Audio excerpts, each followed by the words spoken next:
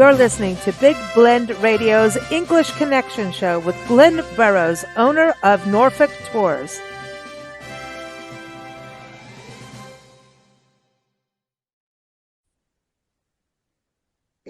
So welcome back, Glynn. Super excited to have you back on the show today because we're going to talk about choo-choo trains in England. How are you doing, Glynn? Oh, we're doing fantastic. Thanks. Yeah. Lovely day over here we've just had. So, looking forward to that dreaded December time. Oh, come on. It's jolly. Don't be humbuggy. No, I love that time of year. And you've got grandbabies too, so that makes it more well, fun, I've doesn't got it? three beautiful little granddaughters, and they are so excited. So that's all good fun. Listen, I had, some of the best times in as a child was Christmas in England. And, I think we arrived when I was like 7 or 8. I don't know, but I was a little kid. And when we got to England, going to train travel, that was my first experience in England, other than Heathrow Airport. And that's a whole other city of itself. Yes. But we went on a train up north to where we were going to move to. And that's how I saw England for the first time as a little girl, was on a train. Yes. And so I thought that was pretty cool that we could do, and it was completely different than being on a train ride in Africa. So that's interesting. Yeah, I bet it is. It was very different. It wasn't so packed. Actual seats. Everybody had their individual seats, and it was very polite. And there was a conductor. And you know what's so weird, Glynn? And I shouldn't even probably say this on a show, but we always do, right? Growing up in Kenya, you ask, you address people according to their tribal customs. Yes. Yeah. And so like in some tribes, you do not look people directly in the eye. That is rude. It's antagonistic. And, out of respect and being humble, you actually look down. You do not look in their eyes. So when we got to the train, as we were boarding the train, there was a black man who was the conductor. And I went up to him and I said, "What tribe are you?" And he was not pleased with me, Glynn, at all. He just looked at me and looked at Nancy like, you're the evil parent. What have you been teaching your kid, Yeah. But I was being completely polite. That's what you do. But that was an interesting interaction. And then he spoke with a British accent, and that kind of blew me away. So I bet. a whole different cultural connection, and that's the beauty of travel is you think you know what you know in your little bubble, but as soon as you get out into the big wide world, it is a big wide world. And that can be a major problem. Like, you experienced that as a child, but if you thought about that as an adult and you did that, then, you could end up in big, big trouble. I didn't mean anything other than respect. No, of course you didn't. And you wouldn't necessarily have meant anything even as an adult. But if you didn't know, you didn't know, Yeah. It's one of them things. Well, I think the more we travel, the more we know. Yes, exactly. And the train rides, to me, are very interesting because it's also a way of, number one, you don't have to worry about parking. No. And driving and staying awake at the wheel. Nancy and I drive so much. But you can actually relax, sit and watch the views. You can read a book. You can chat with people that you don't know. Yes. And actually, there was something the other day, actually, because my son was going to come down with his daughter and said, "Can you pick us up in King's Lynn? We're going to come on the train." And I said to him, "Why don't you come on the bus? Because, there's buses, there's trains, there's everything in England." And my wife said to me, "Yeah, but it's so much easier on the train because there's a toilet." And that's another thing, on a train, you've got a toilet all the time. And, you've also got a restaurant car so you can have a cup of coffee, train travel is just so much more simple because you can just get up and walk to the toilet or walk to the cafe and have a coffee. And, so it is much easier than traveling on a bus or in a car even, because you don't have to stop. You keep going. But don't stick your head out the window. Things do fly up in your face. I've learned and that. Don't use the toilet in the station. Oh, use the toilet on the train instead of in the station? We No, always no, talk no. about toilets. You mustn't use the toilet while the train is stopped in the station. Oh, only when it's moving. When it's moving, yes. Okay, I get the picture, Glenn. I Yeah. don't know if I want that picture. No, but that's just what it says in the toilets on the trains. Is don't use when it's in the station. Okay, yes. Okay, I'm gonna watch my mouth and behave right now because I have some funny things to say back, and I'm going to keep it clean. That's right. You can And edit that piece out.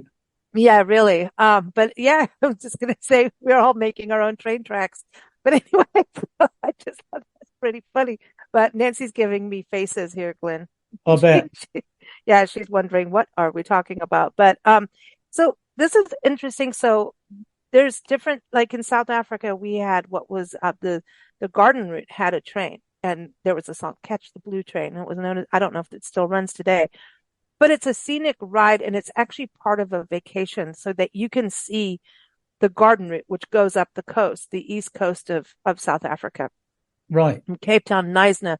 So you have forest, and you have these rugged cliffs, and you have history of when Vasco da Gama came and landed in South at what is now South Africa. And I mean, if you see protea blooms with, sugar birds, just it's like little hummingbirds. They're like a little Right. bit bigger. I mean, Yeah. it's absolutely amazing. And Yeah. so I'm not here to promote South Africa, but I always, England was in there too. Yeah. Yeah. Of Um, course. but is that kind of the same thing you can do through the English countryside? Is really just kind of have this, put it as part of your vacation to just really enjoy the countryside and go through the village. Do you see the villages and things like that? Yeah. I mean, there are lots and lots of heritage railways in England. I mean, we've got one in Norfolk that runs from Holt to Sheringham, which goes up over the North Norfolk coast. There's a beautiful one down in Devon and Cornwall that runs, along the sort of Devon Cornwall area, which is really good because you can actually connect up to a boat. So you go down to Dartmouth and then you get the ferry across the river as well. And that's all on one ticket, so you get a really good cross section of different transport methods. And that's a steam train that does that. It's a steam train that does that at Sheringham. Then, of course, there's the normal train routes, and many of them actually are on the same tracks that were built in the 1840s and 50s. So a lot of them are really old routes. And a lot of them do go round, obviously, by the coast. They go through the mountains. They go through the valleys. They go through the countryside. They go through forests. So you can actually, if you're Oh, interested in anything in particular, you can sort of journey through that sort of area on a train. There's another beautiful one which goes across the Yorkshire moors, and that oh, goes into Whitby. So oh. that if I don't know whether you get the old television program Heartbeat.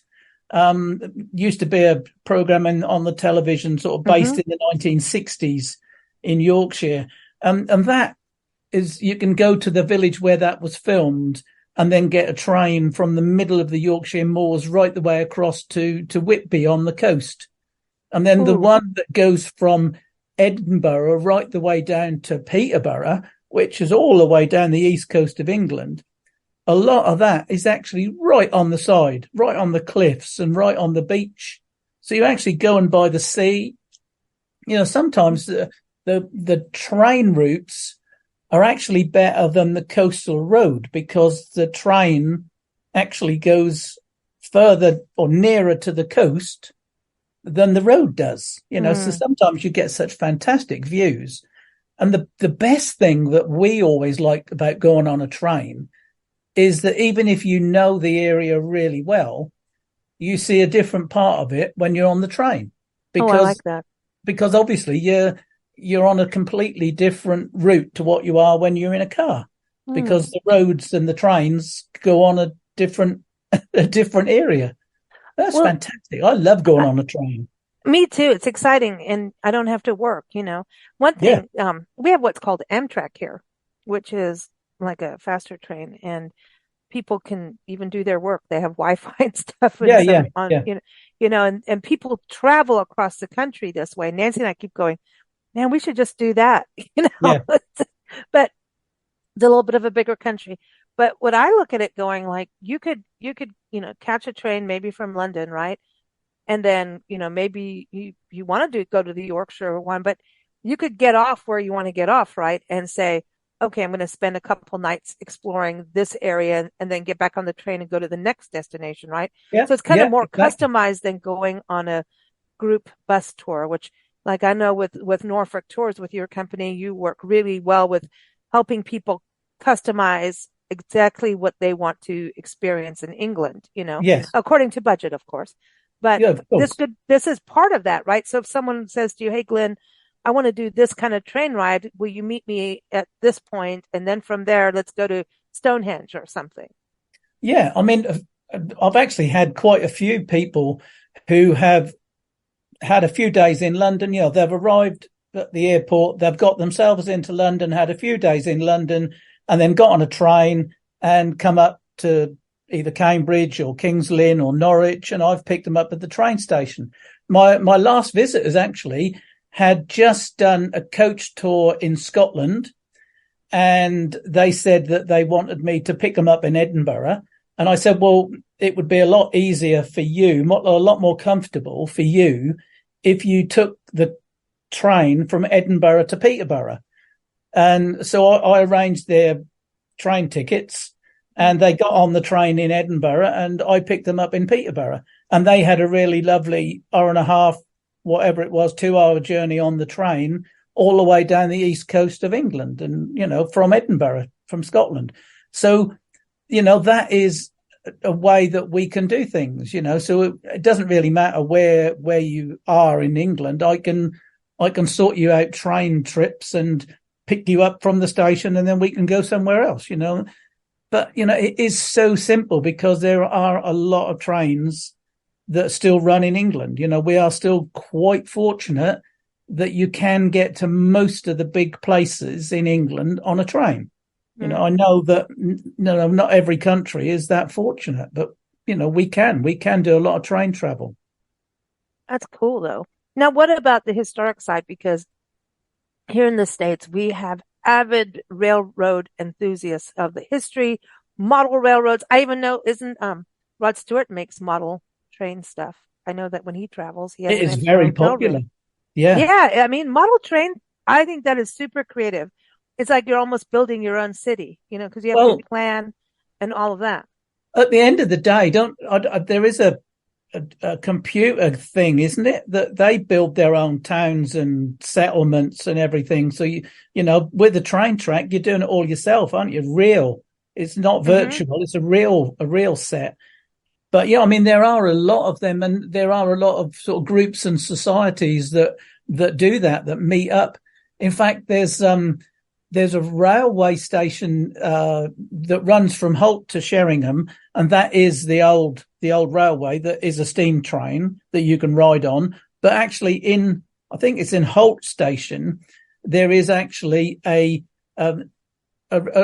model rail track that's laid out in the station as well, so that you can have a look at a model railway as well as a real railway, and that's quite interesting because you get the two beside each other.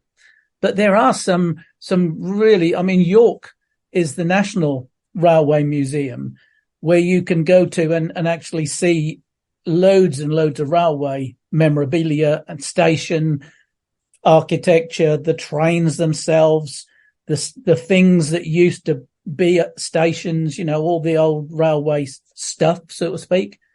But there are also museums that are dedicated to model railways. So there's something for everybody. Tell us a little bit about depots. That's something also that it's so cool to go to a railroad depot that's historic and think Yes. about, there's people that are like, there's your ancestors could have been there. They could have met there. They could have like said goodbye, Yeah. one going off to war or something Oh, like that. yes. Like there's so many, it's kind of romantic actually when you think about railroad stations, like the Yes. depots. Yeah, I mean, railway stations and railway platforms Mm, are the place where everybody says goodbye to people, isn't it? Or they used to years ago. The old 1940s films. There was always the young lady with her, her tissue or her handkerchief in her hand, and the young man with his hat on, waving out of the window as he went off to war or something. But that is where it all happened, and railway stations used to be the place because, not being funny, when people emigrated from England to all corners of the world, the hmm. place they would have emigrated from would have been their local railway station. Anytime from the 1850s onwards, if you left your village and went anywhere, you would have went to the local railway station, and then that would have been the start of your onward journey. So anyone who emigrated after, say, 1850, 1860, the start of their journey would have been a horse and cart to the local railway station. And that is where they would have started their journey for America, Australia, New Zealand, Canada, wherever they were going. Because England Wow. was so well connected by railways that you could get on a railway within 2 or 3 miles of most villages, and then the world was your oyster. You could go Wow. anywhere in the world. When you think about it, I mean, that's pretty amazing. And It that is. is when it gets down to the family history. And then there's like the famous people that have been through railroads too. Like, hey, I stood where so and so was, Well, yeah. you I know. mean, you know that I often talk about Sandringham, which is where the king has his private house now. It used to be the Queen's, obviously. But there was actually, when the house was built in 1870, Edward the Seventh, who was at that time Prince of Wales, decided to build a new railway station. And he built a railway station at Wolferton, which is just a couple of miles from Sandringham House. And that was where the royal family used to arrive by train. And in fact, that Hmm. is where the body of King George V started his journey back to London when he passed away at Sandringham. And that's also the place where George VI's body went from Norfolk when it went back to London when he passed away at Sandringham. So these Wow. railway stations are really big places within the history of the country and of the local area as well. And some of So, these buildings yeah. are really fantastic. I mean, if you look, just do a Google search of some of the London railway stations like Paddington and Euston, and some of those were built in the middle of the Victorian, well, most of them were built in the middle of the Victorian period. And they are absolutely amazing pieces of 19th century architecture. I mean, when you look at a railway station, the big railway stations, and I'm using my hands because I need to show you what I'm talking about, but they are great big open buildings with a massive span of a roof. And most of these big buildings have got a glass roof over the top of them to let the light in. And they were all built during the Victorian period. So you're talking Wow. about 150 years ago, some of them, you know. That's amazing. And, I Yes, love the stories also of like the royal family being on a train and then like, the the bodies too, that have yeah, passed. They did that with Abraham Lincoln went on a train and people like the train stopped and people paid their yeah, it was like a moving wake, yes, of people exactly. being able to see him. But so a question on that is like, so when they have like, here's the king's body on a train, Yeah, obviously in a coffin and, well, yes, I'm hoping so. Um, yes, it was, yes. or the queen is going to Sandringham with Yeah. her family. Were, were they like, this is our train, nobody else is allowed on it? Or were they like, I mean, how did that work? I mean, were Yes, other they people they allowed on that? were they were just the royal train with the entourage as well. All the staff that they need Okay. to have Oh, with that's them. right. Um, Yeah. and of course, I mean, I think I included one picture that I sent to you of a carriage that belonged to one of the members of the landed gentry, and actually their royal trains and their, the rich people's train carriages were actually set up like, a really good salon, with beautiful furniture, carpets, real good china and glass. And, they were as if they were living in their own living accommodation, but it just so happened it was on wheels, so Ooh. they were actually made specifically for them, and Mm. the public didn't travel on the royal trains. My dad actually went to school in King's Lynn, and he remembered when he was at school that Queen Mary came by in the train, and the train went slow when it went by the school because all the school children were taken out to the railway Mm. track to wave to Queen Mary as she came by, you know. Mm. So I, yes, I mean the fact that the royal train came by was a major event for people, who were on the track. you know, I you were talking about the Yorkshire one, and Yeah, I think that's where my nana comes from. Yorkshire, right. Hull. So not Oh yeah, old. Hull. Is that close by? Like, I wonder if she yeah. That's ever on the went over east there as a coast. Yeah, kid. yeah. That's up there. Oh, you mean that we could be related, Glenn? Go We figure. If probably it's on are the East somewhere. Coast, oh my gosh. Oh, Glenn's gonna start running.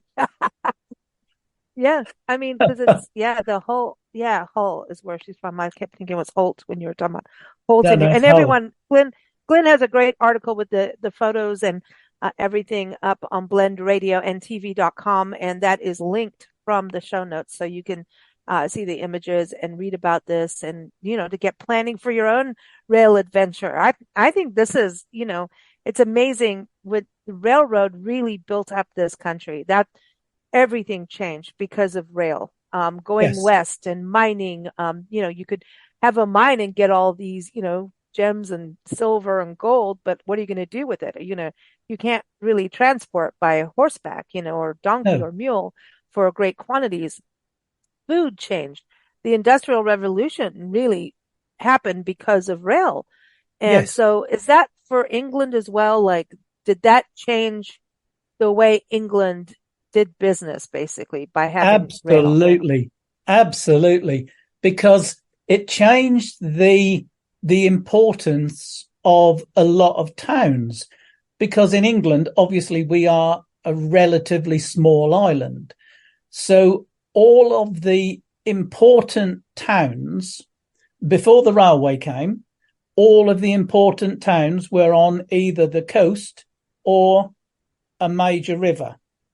And that's because everything went by boat. Mm. Everything had to be transported on the water. When the railways came, everything changed. So for a town like King's Lynn, for instance, that was a really important port, when the railways came, King's Lynn decreased in importance because Oh, it wow. did it didn't need to be near the water anymore. So they had to make sure that actually there was a railway station. So they built a railway station in King's Lynn so as it would keep up the connections, so that then the port then had something to hand their goods onto to then bring it to the rest of the country. So, say for instance, you imported a load of planks of wood, they needed the station to take it from the port Mm-hmm. inland. And then Right. we have places like Manchester or Birmingham. Mm-hmm. Birmingham's a Liverpool. fantastic example. Birmingham was just a little village before the railways came, Mm-hmm. but now it's a Yeah. massive place. And it's simply down to the railways, because as soon as the railways came, people who were forward thinking could think, right, well, I'm going to set up a railway station here. And wherever there's a railway station, it's a center of work. It's like a crossroads, you know? Mm. Well, So yeah, the railways absolutely changed everything. yeah, they did. And also tourism changed because of the railroad, Yes. because it brought workers in, like, you've got, say you're talking about that same wood shipment, right? Yeah. Here's, you're going to have someone to pick it up. You can't just, push a button and it magically puts itself to the place it's going No. to get manufacturing. I think of Iron Bridge Gorge that Yes. we were Yeah. talking Yeah. about Iron the Gorge. other Yeah. month. Yeah. And, that railroad had to have helped them, with all the Exactly. iron work. And, And you see, you're talking about tourism. Places like, well, for instance, like Blackpool, mhm. like Great Yarmouth, they were just fishing villages and fishing towns. But as soon as the railways came, all of the people could get to these different places. So as soon as the railways came, Great Yarmouth then changed its whole outlook on life and became a tourism place. Wow. For instance, when the railways came, one of the men who lived on the North Norfolk coast in a little village called Hunstanton, he decided that he would build a railway station, but not near his house. He didn't want the railway station near his house, so he built the railway station a little bit further up the coast, and then he started to build other buildings like a hotel. And guess what? It turned into a tourist destination, and Hunstanton now is a tourism place, mainly Wow. because it was started by the railways. Funnily enough, the railway is no longer there anymore, but Hunstanton as a settlement didn't exist until the railways came, and then it was built. It's a completely Victorian town, New Hunstanton. There's Old Wow. Hunstanton. Old Hunstanton is the fishing village, but New Hunstanton is completely Victorian. It was probably built from the 1870s onwards. You know, So it, it's it's crazy amazing. when and on this side, I know we're talking England, but your relatives are over here. Of The course. you look at, we've done so much, travel and go to these tiny towns like Tombstone, Arizona. One lady had written a whole book on the food of Tombstone Right. and even have recipes so Tombstone, is famous for the OK Corral and gun, Wyatt Earp and, all Right. of that and Doc Holliday in the movie. But today you go there and they still are living like the movie, which is based on a true story. And the Wyatt Earp was not that nice of a man, just saying, everyone. Um, but anyway, the town was actually moved and it was a mining camp and moved location as the mines got bigger and all of that. And it was the railroad that, because of the railroad that was nearby, that, as people at one point, people were living in tents, right? And even Yeah. restaurants were in tents, glorified tents, if you will, back then. But then you could go into a restaurant in a tent and have oysters, which was a luxury. And the only way they got oysters was because the railroad went to the coast. It went San Diego, San Francisco, mostly actually at that time.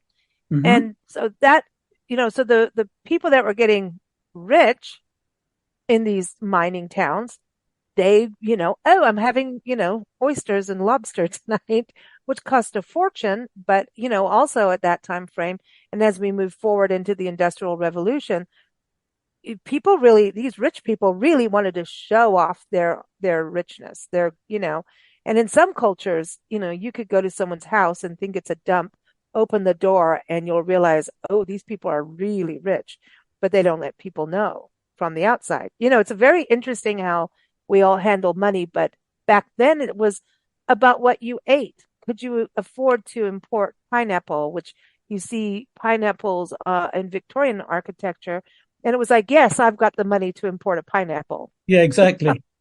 Look at me. I've got pineapples.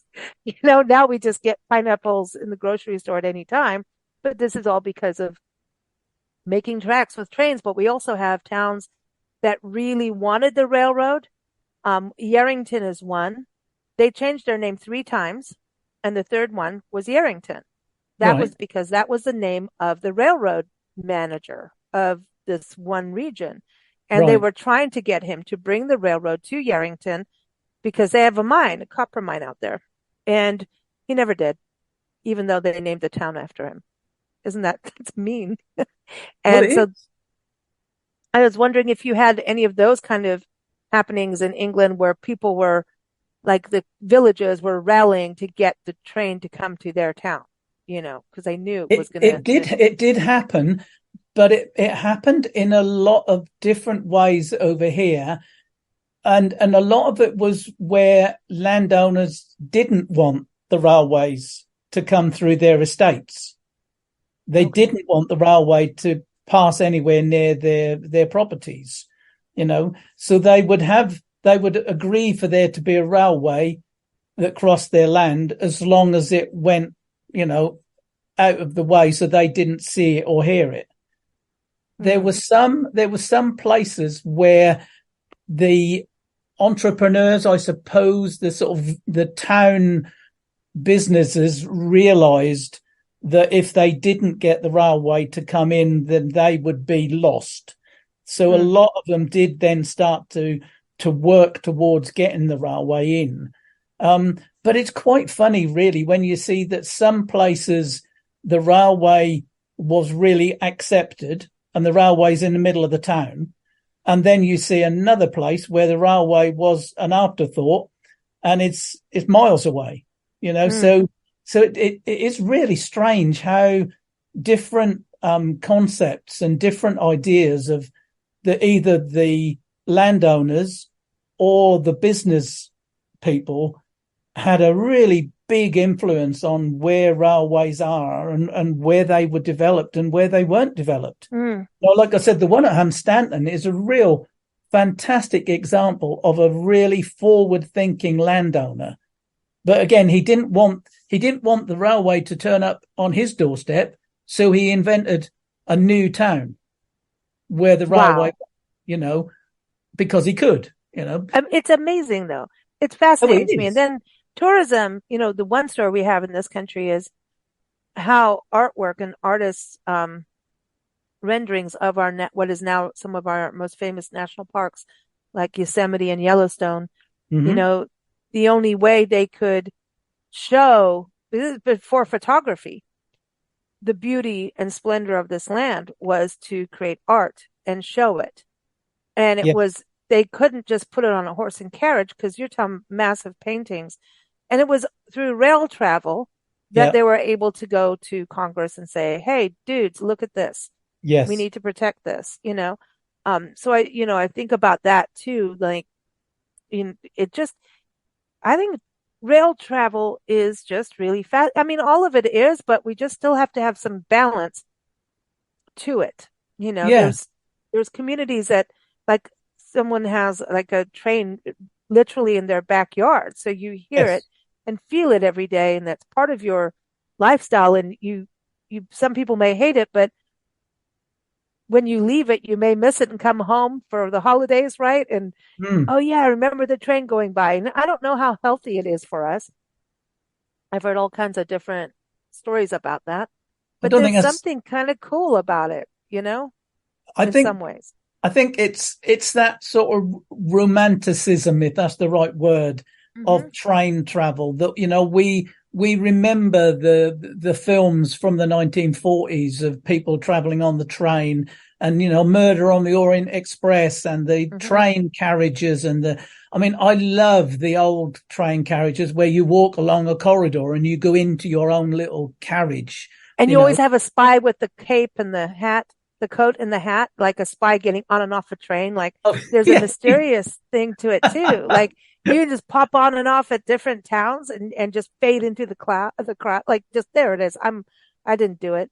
I'm but following someone, but it is such an evocative way to travel, and the way that you're sitting on a train and you hear the ta-tum, that just Mhm. is such a lovely noise that when you're going along a train, just that constant tum, it just is so hypnotic, and it is just, I don't know, just the fact that you're looking out of a window and seeing the countryside go by.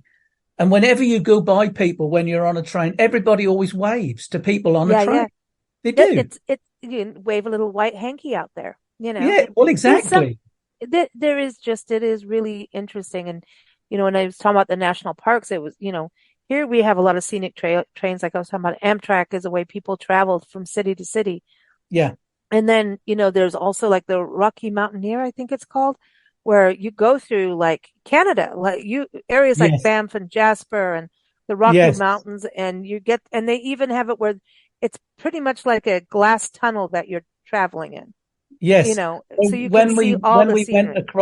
When we went across Canada, we actually stopped in a lay-by because there was a train that was going through a mountain, and the train needed to go down quite a long way. So it was a spiral tunnel, and you kept seeing the train go in and out and in and out and in Wow. and out. And what they had done, I can't remember where it was now, but it was on the west of Canada, and Hmm. it was the Rocky Mountain train, and Okay. it was just going in and out of the mountain on a spiral, so as that it weren't Wow. too steep. Um, and it just kept going in and out and in and out. And as the last carriage was going in the top, the carriages were still coming out of the bottom. It was a fantastic thing to see. But Wow. That's it's amazing. them sort of things.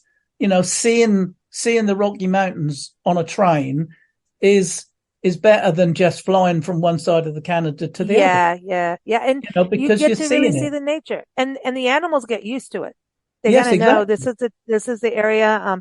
So speaking of that kind of beauty, and we were talking about the scenic train rides in England, can Yes, you go to, you know, your national parks through train rides in England, like the Lake yes. District and places Yeah. like Oh, that? yeah. There's trains that run up to the Lake District and but all over the country. Like I say, we are so fortunate that we can go sort of almost anywhere on a train. Obviously, you can't go to every little tiny village, but you can come to an area and you're within 20, 30 miles of where you want to go. So if anyone wanted to come to England and do a lot of train travel, then I could easily sort that out. So I would run them between the railway stations into the places they wanted to go to, but they could travel on a train. And there are so many historical trains that they could do quite a lot of their travel on, historical trains, on these heritage train routes like the steam trains and the, Oh, wow. the old fashioned railway stations and things like that. And Ooh, it is just such a different way to see the country. It I love really is. it. I love it. I'm so glad we chose this topic for this month. It does feel cozy and it feels like, yeah, you can Yes, do it. And, even, trains run through snow too. Isn't that amazing that they can do that? And yes. sometimes they have to stop, but, we have big snow in this country Yeah, in yeah. I mean, certain areas. sometimes in England we do have the trains stopped because of ice and Yeah. snow. But generally speaking, the trains run when cars and buses don't run. Mm. So, it's a good way to travel, and it's it is just it's just so different. And like I say, it's so evocative, and there are certain trains that run. We were talking about Basil Fawlty before we actually were From talking on Faulty live. Towers. Yeah. Um, John Cleese. there are several trains that do specific things. I mean, there's a local one here that does the Polar Express. It's on an old steam train, and every Christmas leading up to Christmas, they do the Polar Express, and you're on an old train and you've got the Polar Express going on. There's another one, the one at Holt and Sheringham, they do a train that takes you to see Father Christmas, or Santa, as you call him in America. Hmm. There's other ones where you can do a 1940s dining experience. Then there's other ones where you can do a murder mystery, so you can do Murder on the Orient Express type of thing on a heritage Cool. railway. That's There's cool. so many things that you can do that can get you transported back in time, as well What's as it? This is enjoying a nice meal or having a bit of fun on a train. this is about true experience, and I It think is. that's the point. People we're sometimes we feel the world is way backwards, but Yes. but and those issues are. But in regards to travelers now, and it really isn't about age. This is just with all ages. People Yes. want an experience. They don't want the same cookie cutter thing. No. And it's almost competitive now about, hey, well, have you seen this? Have you done that? Whereas, we really have access to these experiences like it's we've never had it as what we have now in the No, world there's of travel. so many opportunities now. I mean, funnily enough, I've got a group that are coming to visit in January, and I'm now putting together the finer details. But it's an artisan week, so I'm taking them to someone who does glass blowing, Mm, another one who makes their own gin, so it's a gin distillery.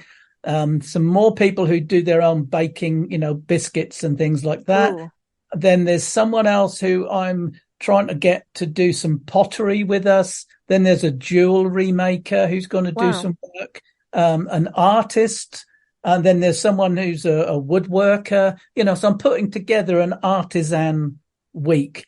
But there are just so many to choose from, so Yeah. whatever interests people have got, if they actually try and look into these things, it's amazing what they can find. So they can actually get a taste of something, get an actual experience.